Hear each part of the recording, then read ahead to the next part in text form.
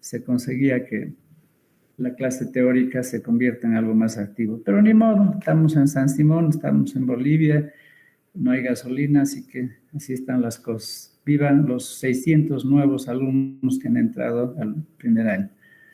Vamos a empezar entonces nuestro tema donde habíamos dejado.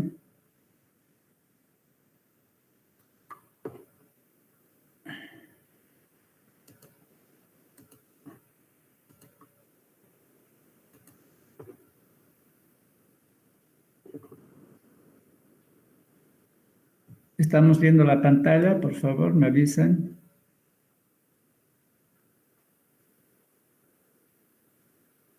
Hello. Sí, doctor. Ya, ok, gracias. Sí, doctor.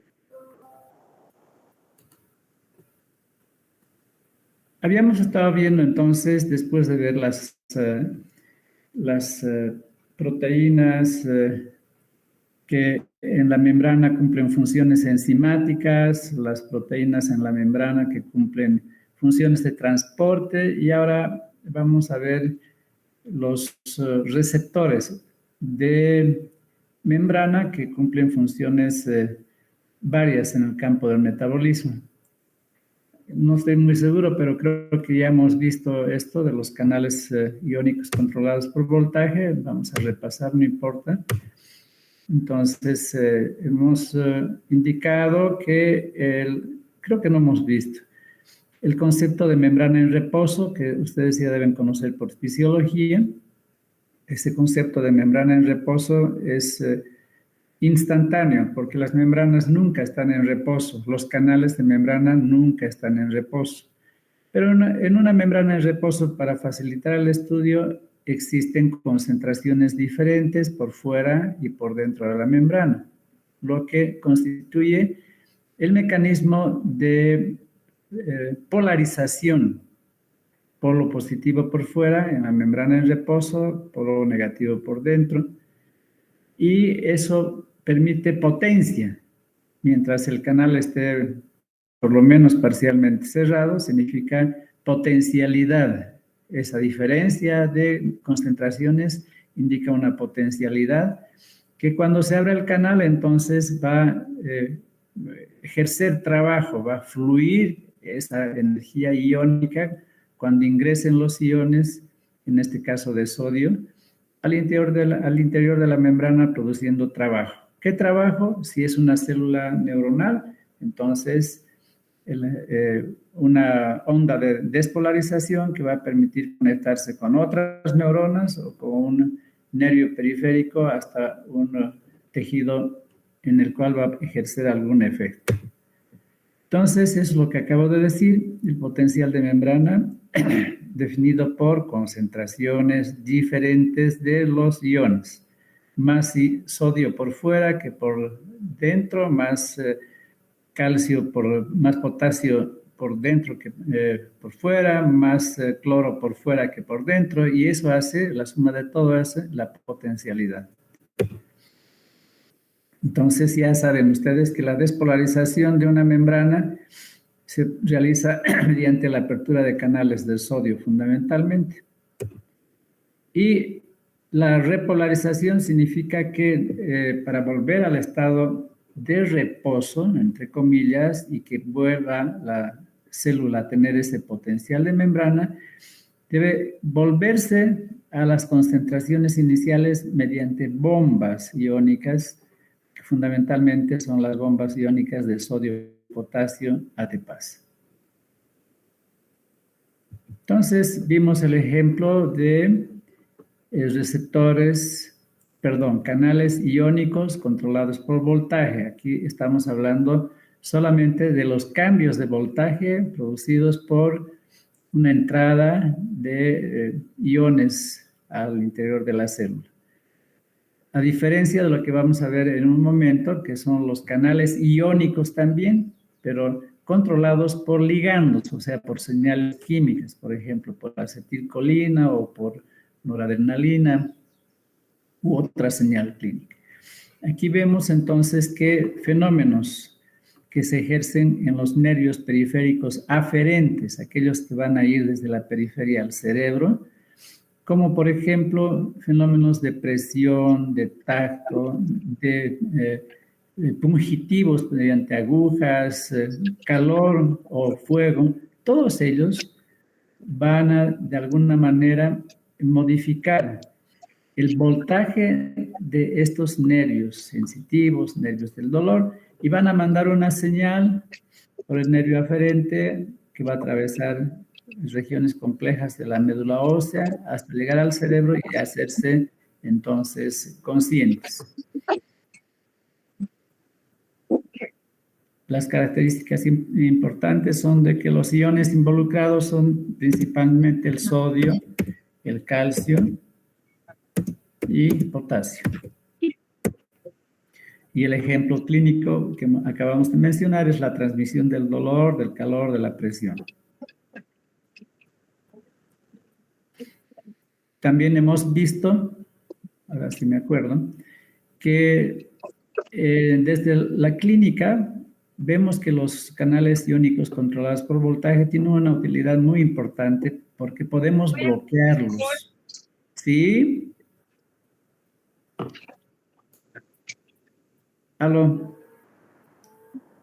¿Alguien se está manifestando?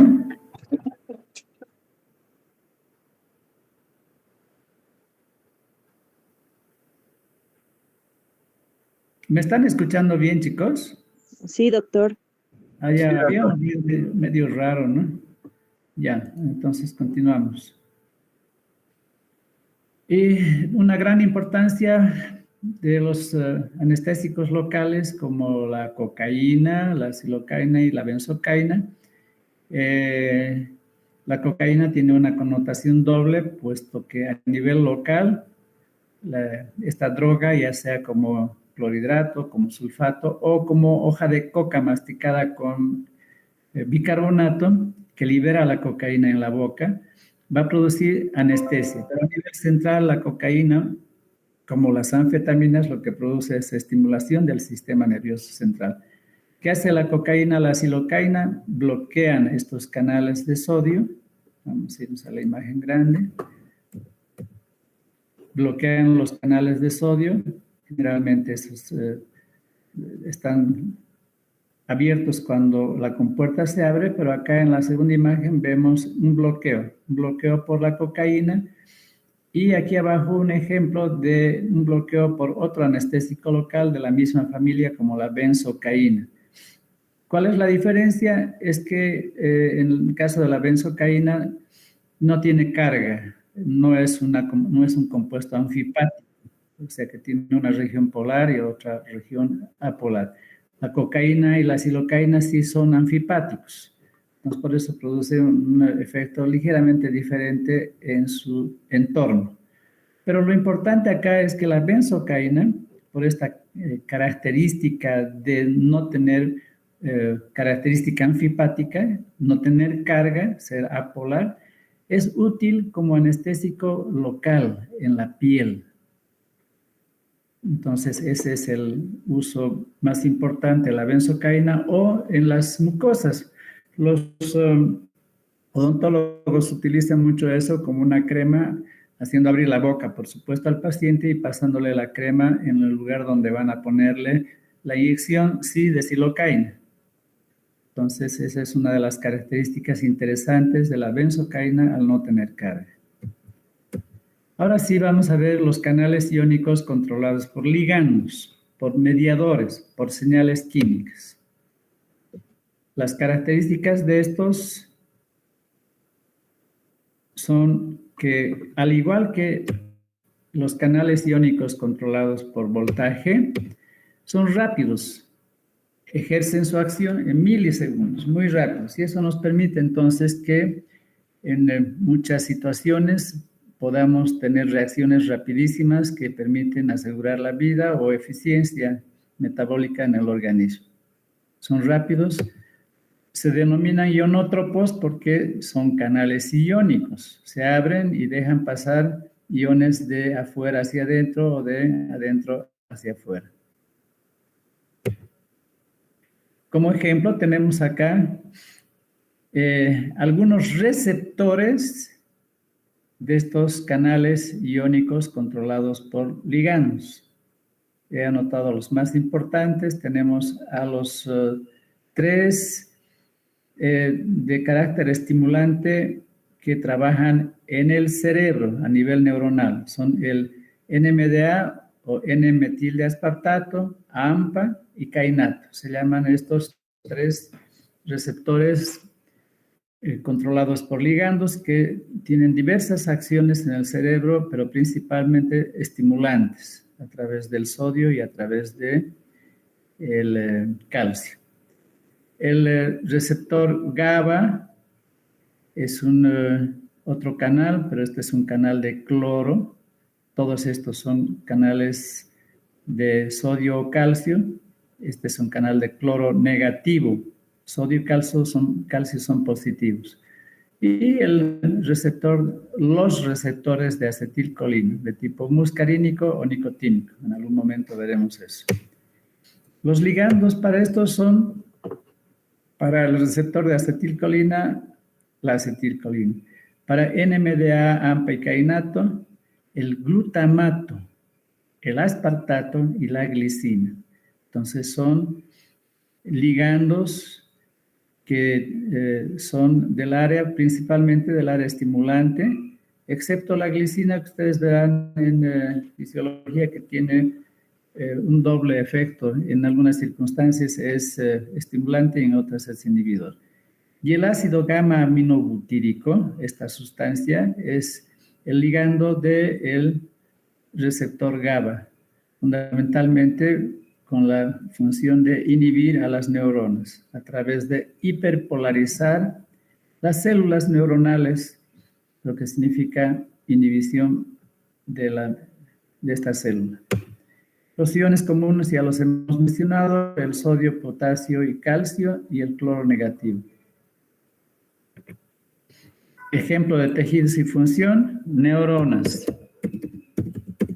Son células excitables. Músculo, células excitables.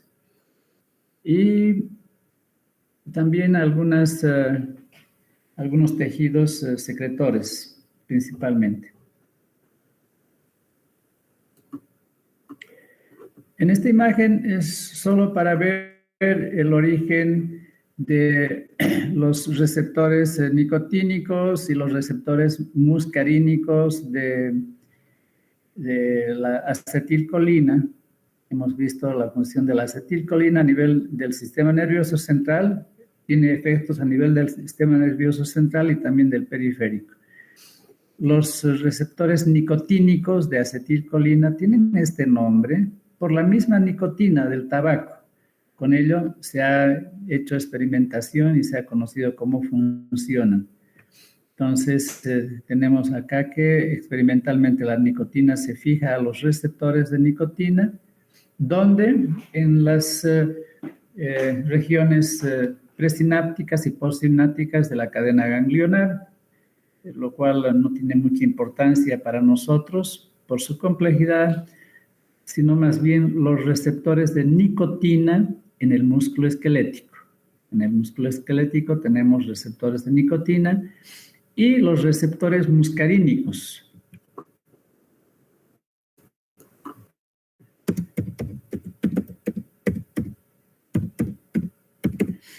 Receptores nicotínicos y receptores muscarínicos.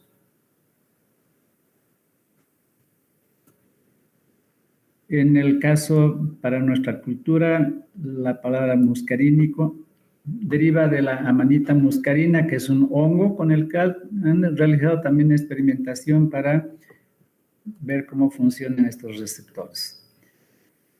Estos canales iónicos pueden ser bloqueados o pueden ser modulados. El bloqueo, en este caso, vemos la imagen, es un bloqueo total, y en esta otra es una modulación, es una regulación, que aumenta o disminuye la probabilidad o la fuerza o la amplitud de la apertura. Ejemplos de estos hay varios. Los receptores GABA de cloro pueden modularse con fármacos como los tranquilizantes, los sedantes, como el Valium, como la benzodiazepina y otros, que lo que hacen es aumentar el efecto del GABA, del ácido gamma aminobutírico, para que exista una mejor apertura y ingrese cloro negativo a las células neuronales y las hiperpolarice y por lo tanto las deprima, las inhibe. Entonces a eso se refiere modulación, no siempre es la apertura completa o el bloqueo, sino la modulación en algunos casos de muchos fármacos, como verán ustedes al lado. Una tercera categoría, hemos visto receptores acoplados, receptores activados por voltaje, receptores activados por ligandos, y ahora veremos los receptores acoplados a la proteína G, RAPG, receptores acoplados a proteína G.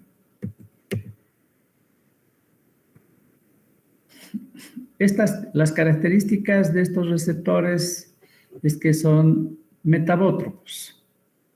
Esto significa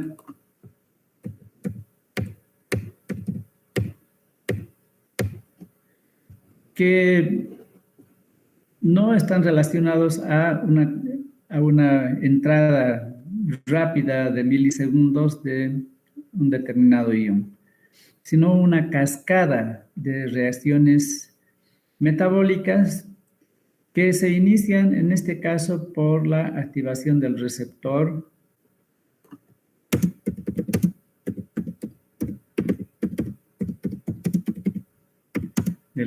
mayúscula y la transducción de la señal a una proteína G. Eso es el resumen, por eso vamos a ver después imágenes, se llaman receptores acoplados a proteína G. Son lentos, segundos y en algunos casos horas. Entonces se explica eso porque son una cascada de reacciones que hasta llegar al final de esta cascada entonces demora algunos segundos, o en el caso de activación de hormonas, de genes, entonces pueden demorar algunas horas. Una de las cualidades de estos receptores metabótropos lentos, mediados por una cascada, es que esta cascada lo que hace es amplificar la señal. Y eso es muy bueno porque no se requiere como producto una sustancia, sino muchas sustancias. Un buen ejemplo es que cuando se activa una hormona llamada glucagón, que tal vez ya conocen ustedes, secretada por las células alfa del páncreas y destinada a esta hormona a producir lisis de nuestro glucógeno hepático, glucogenólisis hepática.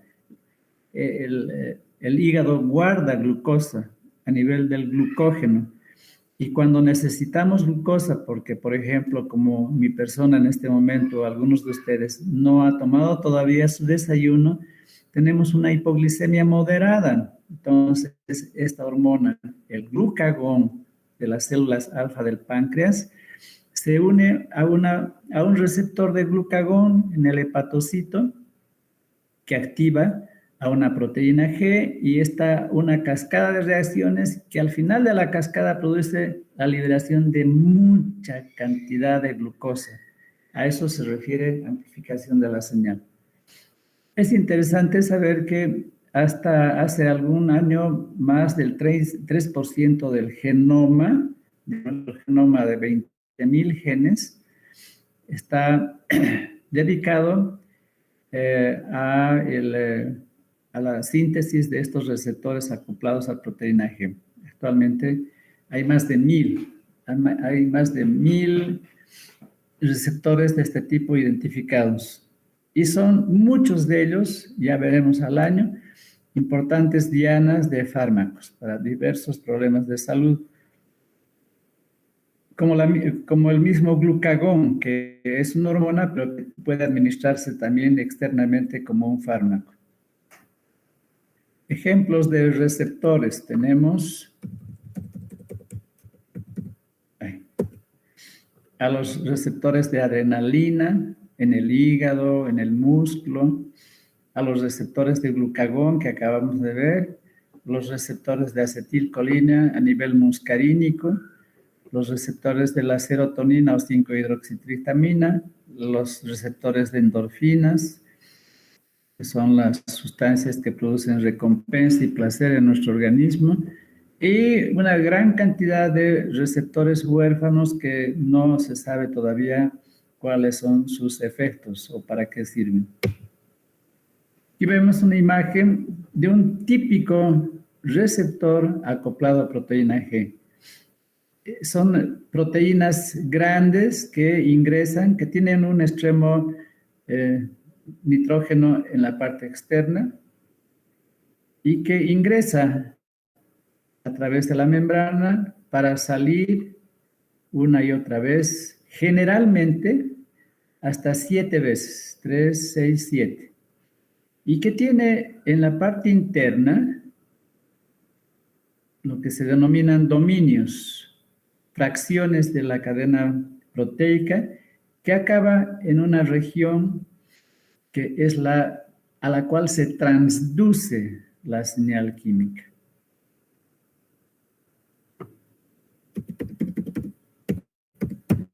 Entonces, la señal química se une acá en esta parte externa y modifica, porque es una sustancia química que tiene electrones, tiene protones, por lo tanto influye eléctricamente en el conjunto de estas otras, de estos otros dominios hechos de átomos que tienen cargas positivas y negativas, modificando de alguna forma la parte interna, que es la que recibe la transducción de la unión externa y que activa entonces una señal química que va a permitir la activación de lo que denominamos la proteína G. Veremos entonces que la proteína G está conformada por 3 subunidades. Vamos a ver en este momento. Vamos a ver la imagen directamente. Aquí tenemos a la derecha la representación de una membrana en un color ladrillo. En azul tenemos la representación de los dominios de un receptor de una determinada hormona. Acá. Y la parte interna del receptor acá. La proteína G es móvil. Se desplaza de un lado a otro, está nadando, por decir algo, por dentro de la membrana, cerca o casi pegada a la membrana. Y decíamos que tiene 3 subunidades, alfa, beta y gamma. Alfa, beta y gamma, la proteína G. Existen varios tipos. GS, G sub I, G sub 0, GQ, y sus efectos son diversos en diversos tejidos.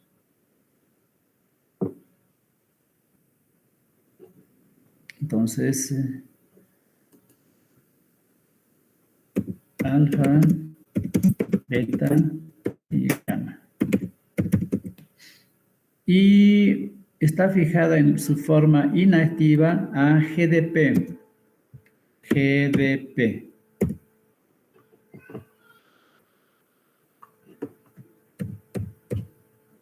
Vemos acá la forma inactiva, una representación de la unión con el GDP.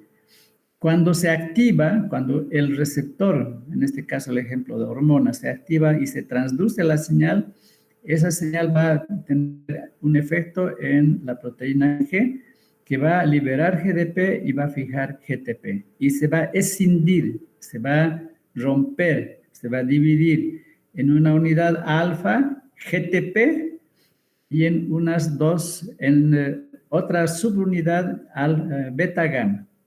Ambas van a tener actividad en la cascada metabotrópica.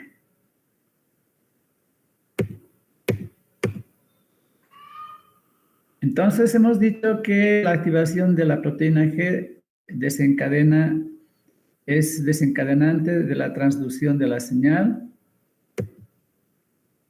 y cuya función es la siguiente: o activa enzimas que van a continuar la cascada de reacciones, o en forma directa activa o inactiva canales, principalmente de calcio.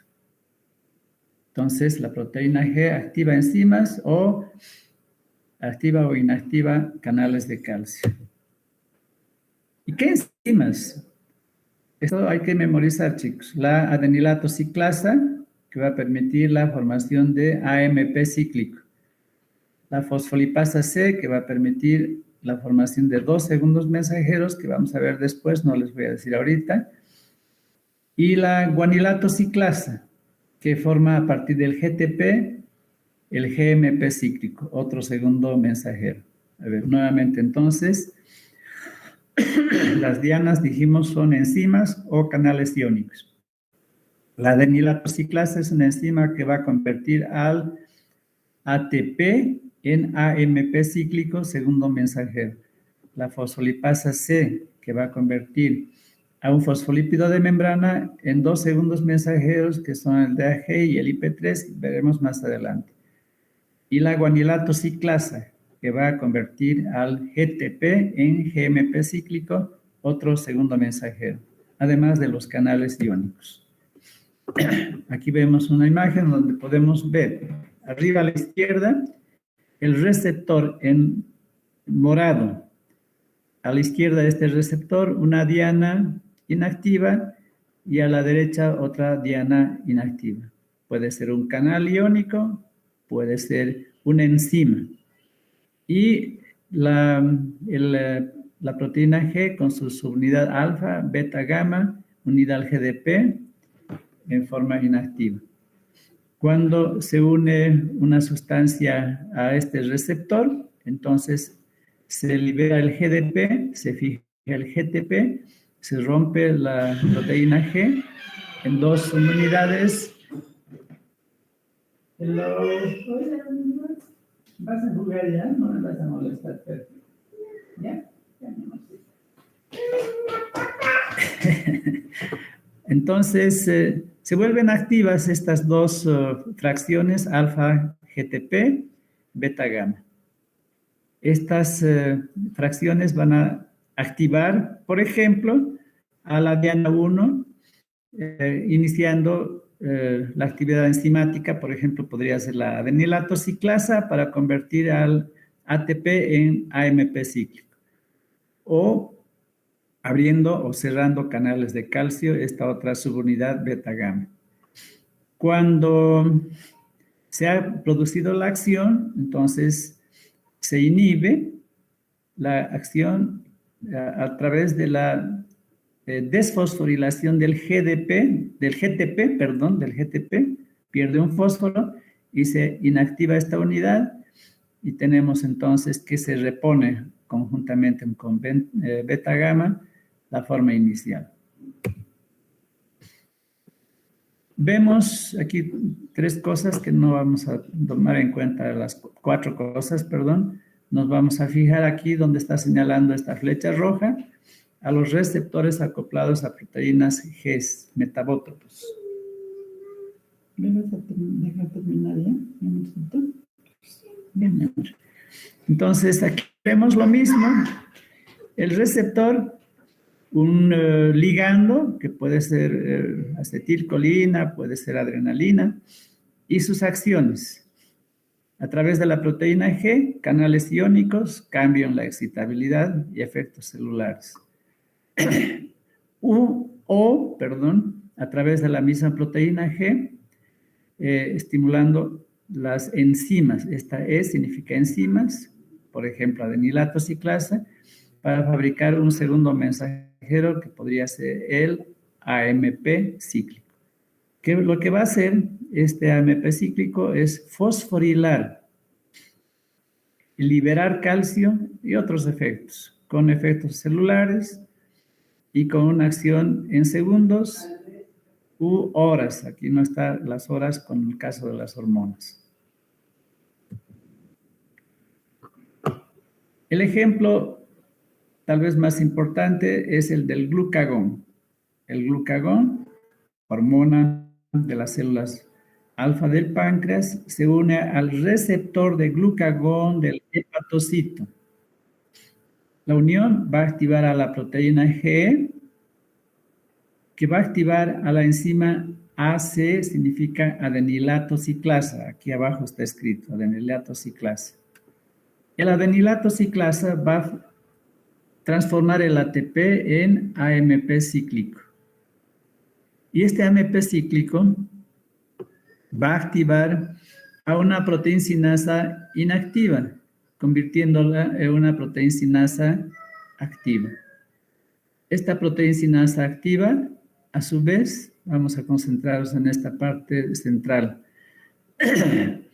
va a permitir que la glucógeno sintetasa que estaba activa, a través de su fosforilación, ATP se vuelve ATP, ADP, a través de su fosforilación, se convierte en inactiva y permite, bajamos la flechita acá, que la misma proteincinasa fosforile a una fosforilasa sinasa inactiva. Aquí está el ATP que se convierte en ADP y se convierta en una fosforilasa sinasa activa, que a su vez, una vez más, va a fosforilar a una fosforilasa B inactiva para que se convierta en una fosforilasa A inactiva. Ahí está el ATP que permite la fosforilación. Por último, esta fosforilasa A activa va a permitir que se retire una glucosa del glucógeno, convirtiéndola, fosforilándola a glucosa 1-fosfato. De esta manera, entonces, el glucagón permite que la glicemia retorne a su nivel normal, puesto que es la hormona de la hipoglicemia moderada. Vamos a ver esto mismo en otra imagen, así que no se desesperen, yo no tengo la culpa de que haya tantas fosforilasas, pero así es. Vamos a ver esto. Antes vamos a señalar que también el glucagón activa a las lipasas, fosforilándolas. Entonces, esto puede entenderse como que cuando hay una hipoglicemia moderada, se produce glucogenólisis, que es el producto final que acabamos de ver, pero también por si acaso el organismo se asegura de, mediante las lipasas, de liberar ácidos grasos para que también puedan oxidarse y producir energía. Aquí vemos lo mismo que hemos hablado. Leeremos primero acá a la derecha, en hipoglicemia moderada, entre comidas, todos los días, las células alfa del páncreas secretan glucagón, cuyo efecto es liberar glucosa de las reservas de glucógeno en el hígado. Esto es lo mismo, pero más facilito. El receptor de glucagón en amarillo, el glucagón en un café oscuro. Se une al receptor y tenemos que esto va a activar a la proteína G, la cual activa a la adenilato ciclasa. Aquí abajo AC, encima adenilato ciclasa. La adenilato ciclasa trabaja sobre el ATP y lo convierte en AMP cíclico, segundo mensajero. El AMP cíclico activa a una fosfoquinasa, significa, proteincinasa. Cinasa significa fosforilar, chicos. Una proteincinasa que va a fosforilar a las fosforilasas, lo que hemos visto tan difícil hace un momento. Así de sencillo, estoy convirtiéndolo.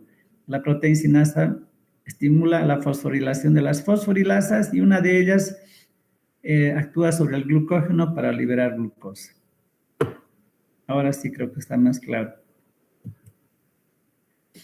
Existe otro efecto importante mediado esta vez por la adrenalina, la hormona de la hipoglicemia severa. la adrenalina en hipoglicemia, a la derecha, en hipoglicemia grave, en estrés, en la lucha y la huida. Estimula el trabajo muscular intenso, que es la reacción adrenérgica esperada en esas situaciones. Y también en el hígado y en el músculo estimula la glucogenólisis hepática y muscular. De la misma forma tenemos en receptores alfa-1, alfa-adrenérgicos de tipo 1 del músculo, se une a la adrenalina, estimula a la proteína G. Esta proteína G estimula a otra diferente enzima que se llama fosfolipasa C. Aquí abajo está escrito fosfolipasa C. Esta enzima va a trabajar sobre un fosfolípido de membrana, que es el inositol bifosfato. Y a partir de ese fosfolípido de membrana se van a fabricar 2 segundos mensajeros. Entonces, la fosfolipasa C trabaja sobre el fosfatidilinositol bifosfato y fabrica, construye el DAG, que es el diacilglicerol, aquí está escrito, segundo mensajero, y el IP3, segundo mensajero, inositol trifosfato. El DAG activa a otra proteína sinasa fosforiladora de tipo C, que va a activar a las fosforilasas y que va a permitir que el glucógeno muscular libere glucosa. Mientras el IP3 se dedica a la apertura de canales de calcio para facilitar la entrada de calcio y la contracción muscular. Otro ejemplo interesante e importante de cómo funcionan estos receptores acoplados a proteína G. Por último, tenemos los receptores ligados a sinasas y a los receptores nucleares. Los receptores ligados a sinasas, sinasa significa fosforilación, donde el mejor ejemplo es el de la insulina. La insulina en receptor del adipocito, de otros tejidos también, pero tal vez el mejor ejemplo es el adipocito, transduce la señal a un dominio interno del mismo receptor, de esas cadenas, de esos dominios que entran y salen de la membrana de la célula hasta la parte interna. Entonces, la señal llega a la parte interna de la proteína y activa esa parte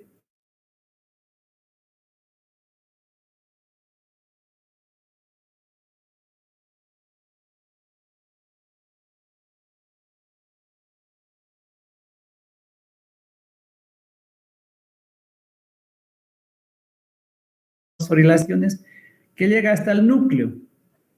Y allá en el núcleo activa al gen responsable de las proteínas GLUT. Estas proteínas GLUT son las que van a transportar la glucosa de afuera de la célula al interior.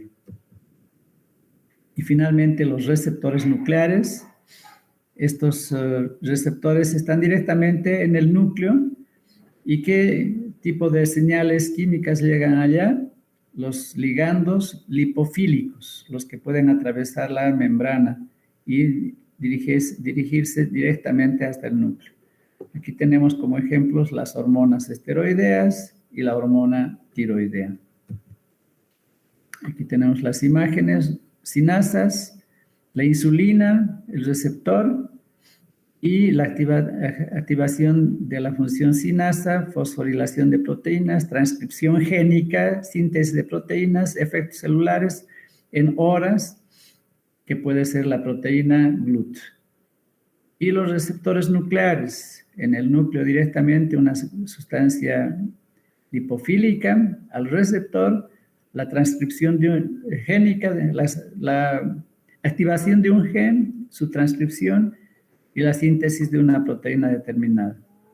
Ejemplos: estrógenos, progesterona, hormona tiroidea para fabricar las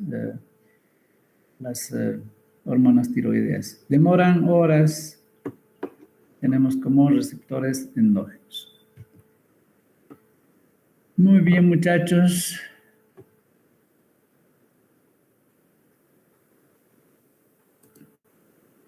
Hasta acá hemos llegado. He terminado. Si el doctor Gonzalo Rojas está ya sanito, retomará las clases el día jueves, a la misma hora. Hoy creo que a las 7 él. O la doctora Yáñez, si es que todavía está delicado el doctor Rojas. ¿Alguna pregunta?